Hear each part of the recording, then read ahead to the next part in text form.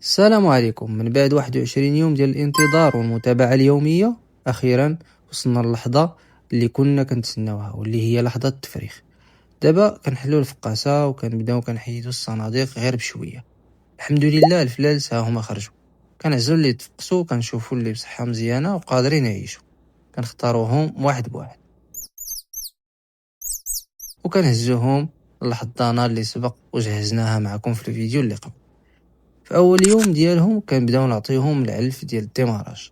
هذا العلف مهم بزاف في هذه المرحله، حيت فيه بروتينات وفيتامينات اللي كيحتاجوها باش يقواو عظامهم وتقوى المناعه ديالهم ويكبروا بصحه مزيانه.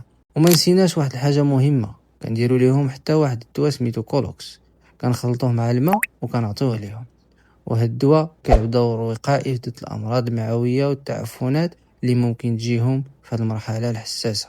خليكم معنا، راه المراحل الجايه اكثر تشويق واكثر افاده. وما تنساوش ديروا لايك، بارطاجيو مع الناس اللي مهتمين بتربيه الدواجن من البدايه حتى النهايه.